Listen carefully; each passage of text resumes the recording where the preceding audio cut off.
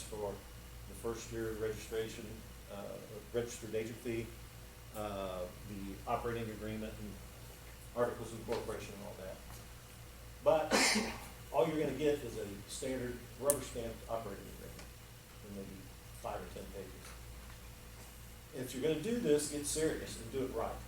I have a 350-page LLC, operating agreement.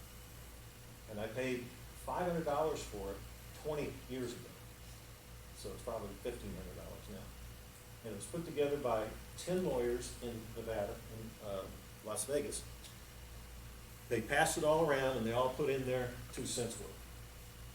And then I bought it from them. I want my operating agreement to be kept totally private. And if you sue me, and you can eventually get your hands on it, but it's gonna cost you a fortune just to have your lawyer read it and explain it to you.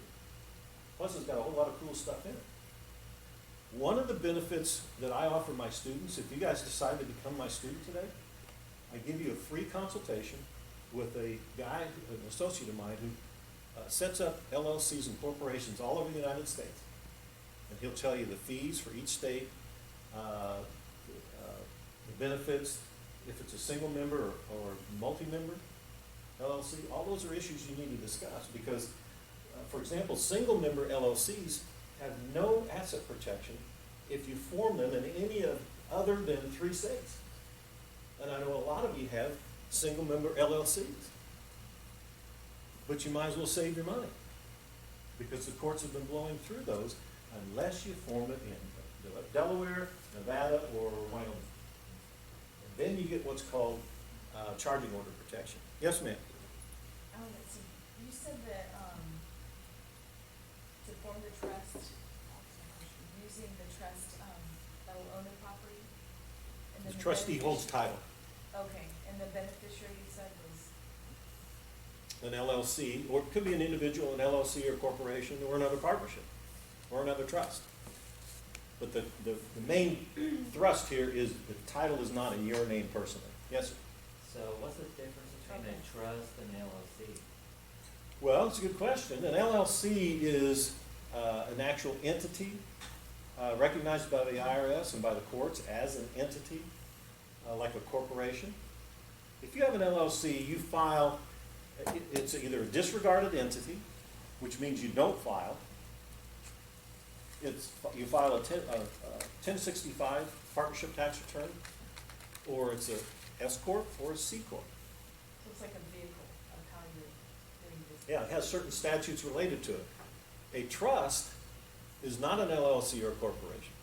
They have separate statutes that regulate them. And what's really interesting about a trust is the beneficiary of the trust holds personal property. It's a personal property interest as the beneficiary. Now, is the personal property that paper? The You know, if you write the trust on this paper, is it then the Well, owner of this document? yeah. Or what is the personal property? It is your interest, and technically, one of the forms you'll find in the back of my course guide here is a certificate of trust. It's kind of like a stock certificate, and it's just for bragging rights. Hardly anybody ever issues these things, but you can issue that stock certificate or the certificate of trust that says, you know, hear ye, by everybody's known, I own 100 shares of blah, blah, blah. That is a personal property interest. You don't own real estate. You own personal property from a legal standpoint. But from a tax standpoint, you own real estate because the beneficiary gets all the tax benefits. So you get the same benefits from a trust as not using a trust from a tax standpoint. So it's really the best of both worlds. Yes, sir? So using a land trust doesn't really do any good unless you do it right from the start, right? I mean, if you already own the property, No, he moving said, it isn't yeah. gonna help any. Well, that question Your always name- comes up. your Well, name gosh, I should wish be I on it. would have known about these trusts before, but I got 15 properties in my name. I guess it's not good for me. Remember, I just gave him 50 reasons to use a trust. So there are a whole lot of reasons even if you own real estate now, to get it out of your name. Now, the right way to buy real estate in the future is to take title directly from the seller to your trustee, and you're never in the chain of title. But if you're on that deed now, get your name off of it. Let me give you another real life story. I think real life stories drive the point home more than just a bunch of theory. One reason why I won't be a partner with anybody is because I was a partner with people. Back in the 80s, I was a partner, and there were like 15 of us, and we owned 2 commercial office buildings. And things weren't going so well. And so the general partner sent us all a letter and said, hey, we need to write a check and cash in, send us some cash because things aren't going so well. We're going to make our mortgage payment, and there's not enough rent. A cash call, if you will. And I said, okay, so I sent in my share, and everybody did. And then 6 months later, we got another cash call. And those are not fun letters to get. So I just by happenstance happened to be in his office one day, and I was having a general conversation with the secretary, who was his bookkeeper. And somehow it came out, she said that the general partner was not putting cash in like the rest of us, he was putting a note in, an IOU. Doesn't sound very fair, does it? I'm putting in cash, he's putting in an IOU. So I confronted him and I said, I want out. And so we did some negotiating, and we agreed that he paid me, I don't know, it's like $4,000 cash and a $40,000 note. And guess what happened when the note came due? He didn't pay. Imagine that. So I sued him. It was a very simple process. I did the whole legal stuff myself. I sued him, I won, I got a judgment. I filed what's called a memorandum of judgment. And that's like throwing a big wet blanket over everything he owns in that county. If he owns anything in that county, it's got a lien on it by me immediately. What's that called again? A memorandum of judgment. Just in that county. It's just in that county. So you file those in any county you think the person owns an asset in. Yes, sir. So basically, you're kind of like forcing them to obey what the contract says, like with a memorandum. I got the judgment against him. I'm trying to get blood out of a turnip. But he isn't complying, so I did that as one method. I did some other things, but that was one method I did to try to get my money. So about a year went by, and I got a call from Chicago Title one day, and they said, hey, Randy, you're showing up as a lien holder on this transaction. We're trying to close. Would you come down here and sign a release? And I said, no. Why should I do that? Well, because we can't close this deal unless you do. And I said, that's not my problem. And I said, oh, by the way, who are we talking about? Who's involved here? And guess who was selling her condo? His daughter. The guy who loaned me 40 grand, whose daughter had sold her condo. They're getting ready to close the deal, and they discover when they're on title work that I'm a lien holder. Why am I a lien holder on his daughter's condo? Because it's in the county. No, Because the judgment. Same name, memorandum of judgment. because the father, the guy who owed me 40 grand, being the big shot he was, went on the deed with his daughter. Big mistake. Okay. Big mistake. And that's the lesson you need to learn. Don't ever, ever go on a deed with somebody. You will live to regret it, I guarantee you. You shouldn't go on a deed with yourself. You shouldn't put your name on there, but if you don't believe this, please believe you don't go on a deed with somebody else.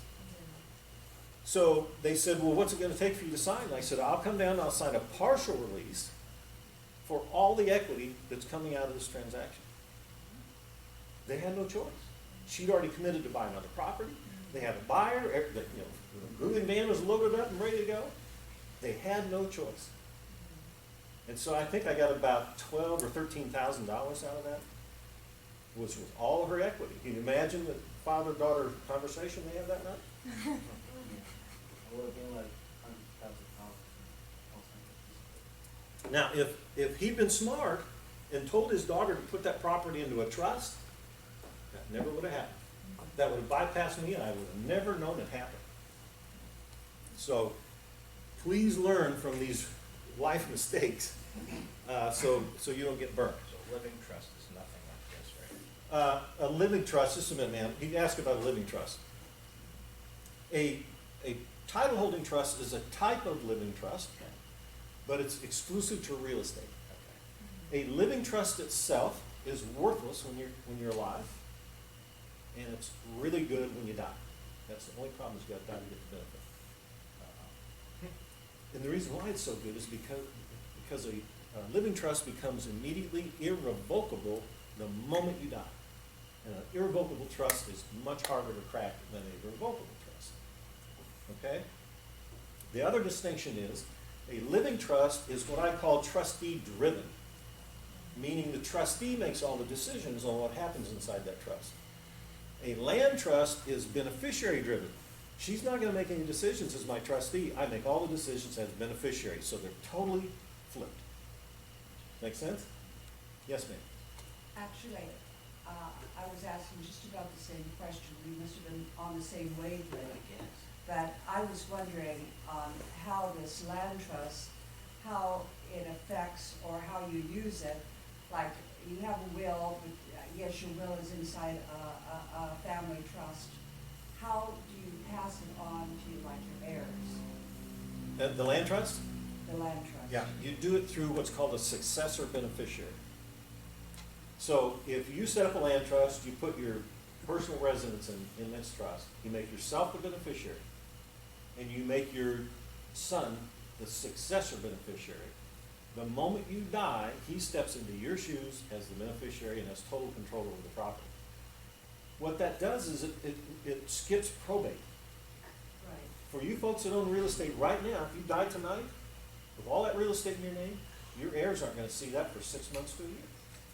It's gotta go through probate, which is not only expensive and time consuming, but it tells the entire world everything you own and who owns it now. So if that sounds good to you, keep on owning real estate in your name. I don't think that sounds very good. If it's in Except the that living it's trust, though. inside a trust, True. a family trust. Right. Yeah, if it's inside a family That trust, avoids probate. it avoids probate too. A living trust does, most all trusts avoid probate. Right. Right.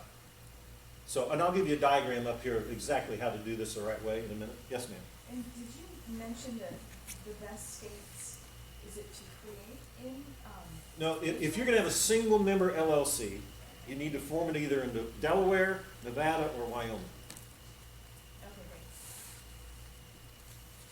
So if you have a single member LLC that you form in California, you're paying $800 a year for nothing because there's no asset protection.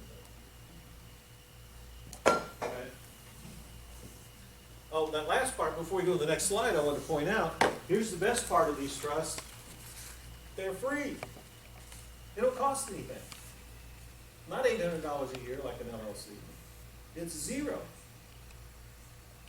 So you can't say, Randy, this is a great idea, but it's too expensive, because it doesn't cost you anything. How long does it take to create it? How long does it take to create one? As long as it takes you to fill in the blanks on your computer and hit print.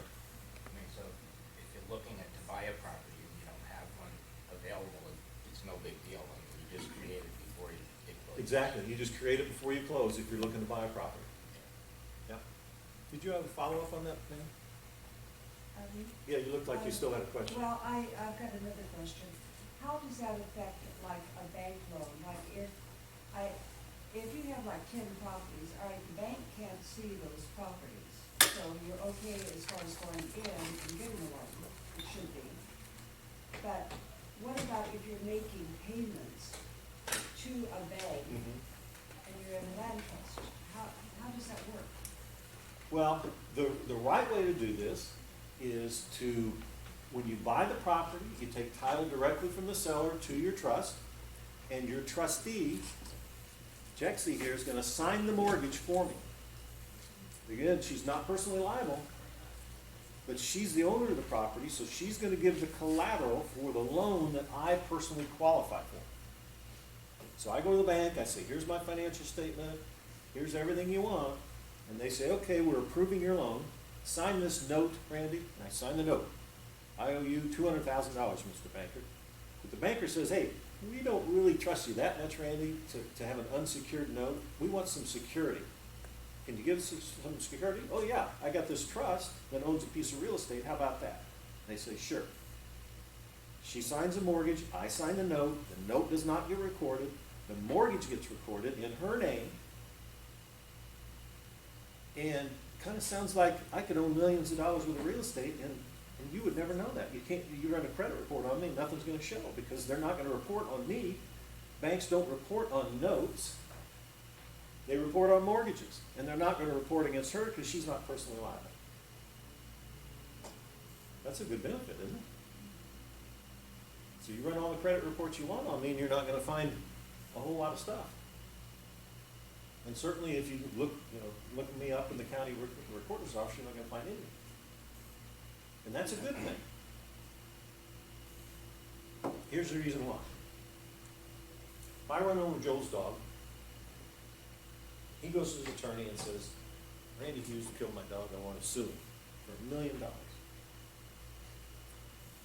The first thing this attorney's gonna do is gonna turn to his computer and he's gonna type in Randy Hughes.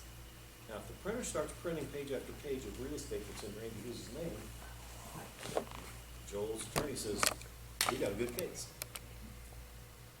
But if he types in my name and the printer doesn't budge, nothing, now his attorney turns to him and says, Joel, I'm not really sure we got a good case here. I've got a dog too and I love him dearly. Just get your checkbook out if you want. I'll chase this guy till hell I'm back. Get your checkbook out. Write a check to my escrow. It says $10,000 to start with. And when I run out of that, you write another 10. And every month I'm going to send you a letter showing how many hours I chased Randy. You think he's going to sue me? Probably not. He's probably just going to give me a dog, right? He's probably not going to sue me. So all we're talking about here is putting down hurdles in front of people who can't justifiably sue us. We make it difficult to where they go and they sue somebody who owns real estate in their name. That's the bottom line. It's just our American legal system. And like it or not, I didn't invent it, it's just something we have to deal with. So, what can you put in these trusts? What kind of real estate? All kinds of real estate. Air rights, mineral rights. I had a guy from Kentucky called me about a year or two ago and he said, I want to buy your home study course and learn how to create trusts. And I said, okay, great, what are you going to do with it? He said, I have 1,500 oil and gas leases in Kentucky. And some of them go boom and some of them go bust. And I don't want to own them all in one entity because the bad ones will infect the good ones. So he bought my home study course and he created 1,500 land trusts. Can you imagine what it would cost him to hire an attorney to do that? What do you think it costs an attorney? If you listen to my presentation today and you say, that's a great idea, Randy, but that's too much trouble, I don't want to do it. I'll hire, it's a great concept, I want to do it, I just don't want to do it myself. I'll hire somebody to do it. How much do you think it would cost you? About $139 if you go to Chicago Title Trust. $139 for Chicago Title Trust? That's what I think it's about. 100, and then they usually charge another $30 for some paperwork. They'll do that in California? All I know is I had property in Illinois and I used them. It was about $130 a year. Yeah. How long ago was it? Well, I just sold it like this last year, so I bought it. I think it was in 2008. Okay. Yeah. Well, here's the deal with Chicago Title. The head of Chicago Title is a friend of mine. His name is David Lanciotti. They will only form a trust in Illinois or Indiana. They manage 65,000 land trusts. And they will charge you probably $300 or $400 to set it up right now with a one-page trust agreement. So there's no meat and potatoes in there, it's just a one-page trust agreement. And they'll charge you $75 for every time they blink their eyes. Signature, mail you the tax bill, everything they do, it's $75 minimum. So you get what you pay for. Now, if you like what I'm teaching you, but don't want to do it yourself, I could refer you to an attorney in San Diego. She's licensed to do trusts in the entire state. That's all she does is trusts all day. That's her full-time job. She charges $1,650 per land trust. I had lunch last year in the financial district of San Francisco with a lawyer who claimed he was the only guy in town that could form a land trust. I don't know if I believe that, but that's what he told me. And I said, how much do you charge? He said, $5,000 per trust. I said, well, more power to you if you can get by with it. He said, oh, these people all work for Google and Yahoo, and they make so much money, they don't care. They don't answer. Is a title trust different than a land trust? Well, I think you're mixing words here. Chicago Title does title work. Right. You know, they do But I searches wasn't and all paying that. that kind of money though, Yeah. for A anything. land trust is different than title work. Oh, okay. Chicago Title has a land trust department, but mostly they do title work. Okay, so it is different then. It is different. So you may be thinking of title work Okay. that you had them do, not a trust, because they Okay. are more expensive for that.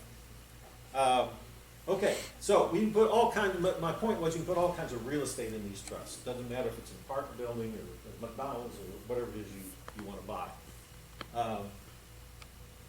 All interest, notes and mortgages, we talked about that. Okay, so who can use this privacy tool? Well, you as an individual can form these trusts. You don't have to be licensed, bonded, insured, nothing. You just have to have a temperature. Do we all qualify? Everybody in there is upright. Or if you have an LLC, it can form a trust. Your trust can form a trust. Now, a land trust can't be the beneficiary of a land trust, because remember I said land trusts only hold real estate? And the beneficiary of a land trust is personal property. So if you wanted your land trust to be owned by another trust, it would be owned by a personal property trust. Okay? And I get into that in my advanced materials, and we'll talk about that in a minute. So, pardon me? Is a living trust a personal property trust? No, a living trust, but a living trust can be the beneficiary of a land trust. So if you want to put your Yeah, personal residence. in a what? Well, my living trust Owns your personal residence and 2 rentals. and 2 rentals? Yeah. You see, you have no asset protection benefit in the living trust while you're alive, and no privacy. So, and I'll show you a diagram, I'm getting really close to it here, where you want all your assets, no matter how you hold title to them, to flow through to your living trust upon your death. The moment you die, you want everything to drop down like a funnel right into that living trust, because it becomes irrevocable. It's tough to crack. Think of a land trust like, okay, here's the land trust.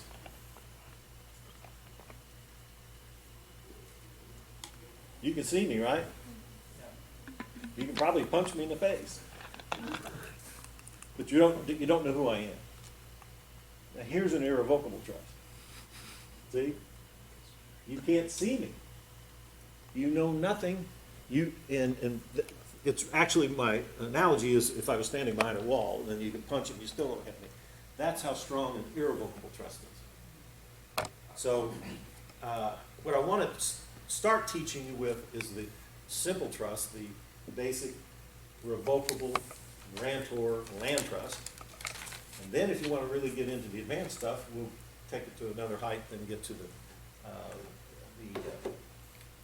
irrevocable trust. Okay? So why should you do this? Well, they're simple to form. You get privacy and asset protection. You make greater profits. They're great when you combine them with the LLC.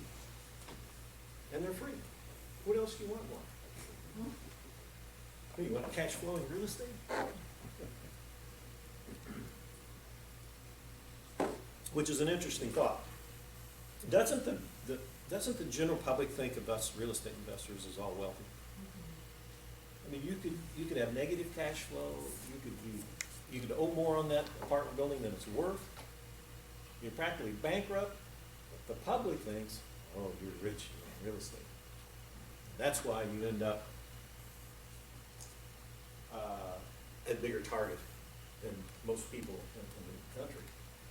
So who's not using this privacy tool? Owners that put their name on the deed. Please don't do that. It is important for your long-term financial security. Here's the list. I found this in a magazine. Whoops. Found it in a magazine.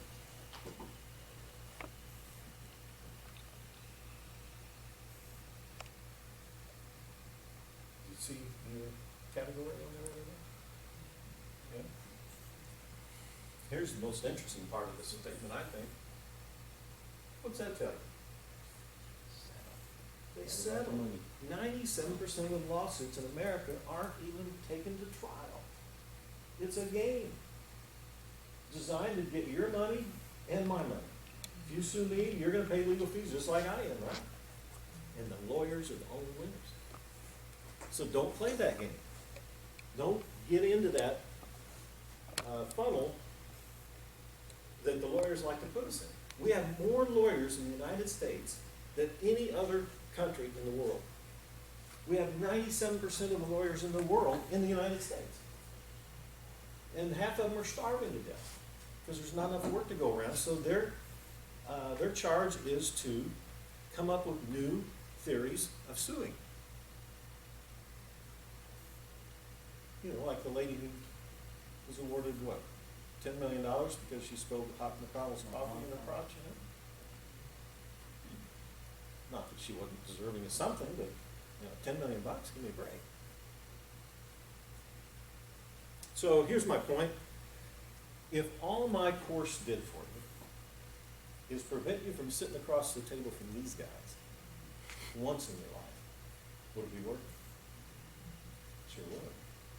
Because it's expensive to sit across the table from those guys. Because you're paying your lawyer to do it, right? Okay? Brief history on myself. I started buying houses. I made my living in the house business, not selling land trust information. And that's all I've done my whole life, is houses.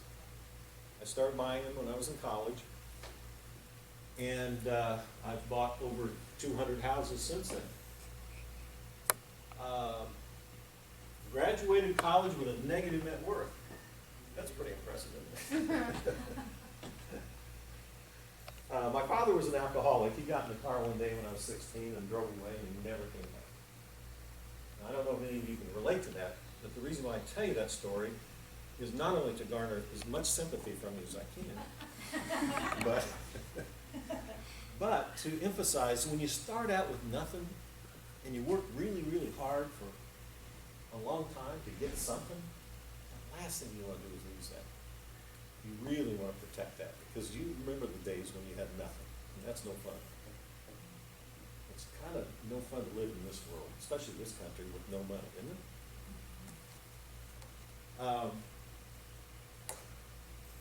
I said that I've got this lady friend in San Diego that does trust, and whenever I'm in San Diego, we go to lunch.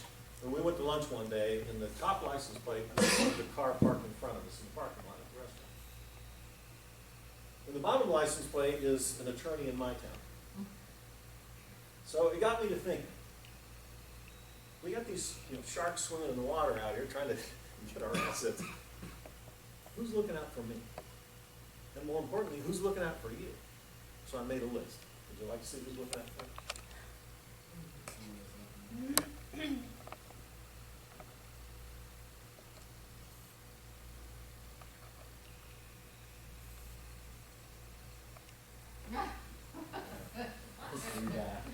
Not even your mother?